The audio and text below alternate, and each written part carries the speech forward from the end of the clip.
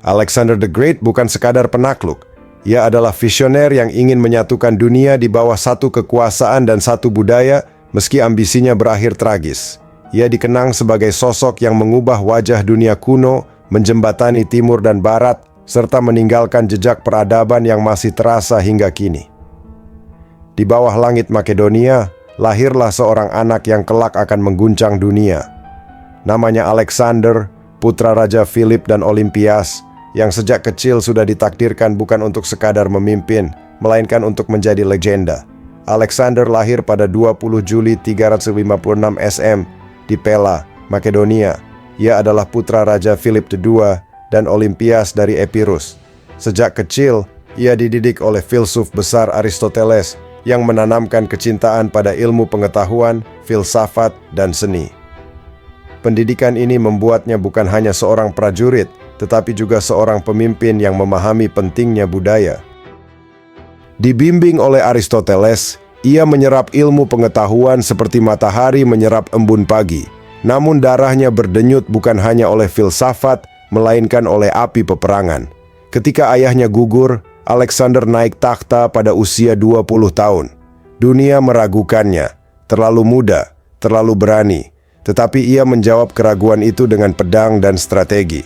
Meski muda, ia segera menunjukkan kepemimpinan luar biasa dengan menumpas pemberontakan di Yunani dan memperkuat posisinya sebagai hegemon Liga Helenik, lalu mengarahkan pandangannya ke timur, ke kerajaan Persia yang luas bagaikan samudra. Dalam waktu singkat, Alexander memimpin pasukan Makedonia menaklukkan Persia, kerajaan terbesar saat itu. Ia mengalahkan Darius Tetiam dan menguasai wilayah dari Asia Kecil, Mesir, Mesopotamia, hingga India Barat. Di Mesir, ia mendirikan kota Alexandria yang kelak menjadi pusat ilmu pengetahuan dunia. Di India, ia mencapai sungai Hifasis, namun pasukannya menolak melanjutkan ekspedisi lebih jauh. Di medan perang, ia adalah badai. Di Issus, di Gaugamela, ia menghancurkan pasukan Darius, dan setiap langkahnya menorehkan jejak yang lebih besar dari manusia biasa. Di Mesir, ia mendirikan Alexandria, kota cahaya yang kelak menjadi mercusuar ilmu pengetahuan. Di India, ia berdiri di tepi sungai Hifasis, menatap ke arah dunia yang tak berujung. Namun pasukannya menolak melangkah lebih jauh. Alexander ingin menyatukan dunia, bukan hanya dengan kekuatan, tetapi dengan budaya. Yunani, Persia, Mesir, India, semua bercampur dalam satu tarian peradaban yang disebut Helenisme. Namun bahkan matahari pun tak bisa bersinar selamanya. Di Babilonia, pada usia 32 tahun, Alexander rebah. Apakah racun, demam, atau takdir yang merenggutnya, tak ada yang pasti.